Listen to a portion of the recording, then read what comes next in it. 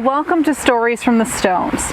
We acknowledge that the land on which we live, gather, and exchange ideas is the traditional territory of the Anishinaabe, Haudenosaunee, and Wendat people.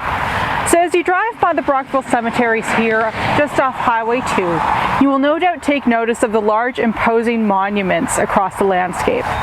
So many visitors and indeed newcomers to Brockville have asked us about who these monuments belong to and why they have such a big place of prominence within the Brockville cemeteries. These monuments were meant to loom large over the landscape. The people who were buried there, either inside them or beneath them, did contribute to the story of Brockville. These monuments are architectural landmarks as much as they are burying places. They signify how the people buried there wanted to be viewed in their community, both at the time of their passing and for future generations.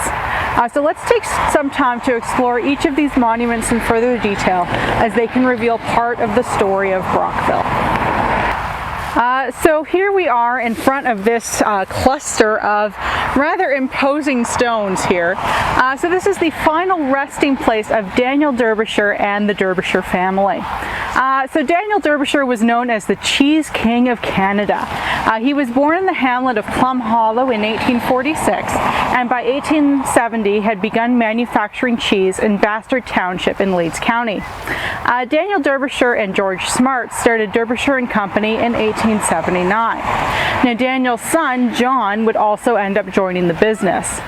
The business was a dairy supply house, so exporting milk and cheese to national and international markets, along with a machinery supply house. The business acted as an intermediary between dairy equipment manufacturers and farmers as well.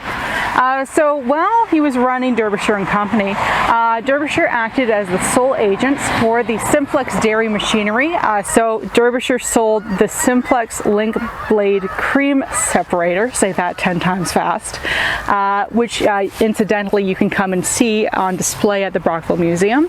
And he was also an agent for the D.H. Burrell Company in Brockville. He was also a representative of the Ayer Company of Montreal. So a contemporary of Derbyshire's provided this biographical sketch of him.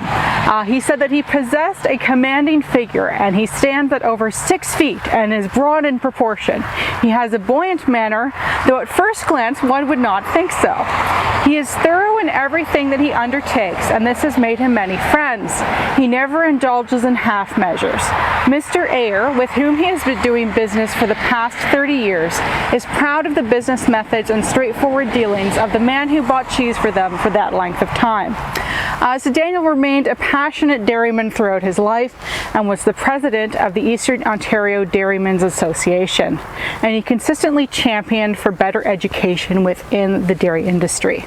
Later on, he would become known affectionately as R. Daniel or R. Dan by his contemporaries, and he had a career in politics. So he was the mayor of Brockville from 1886 to 1889 and was first elected to the House of Commons for the riding of Brockville in the elections of 1904. He was summoned to the Senate in 1907, where he served until his death in 1916. Now, Derbyshire and Company would continue to operate until about 1940. So beyond Daniel, who else is buried here?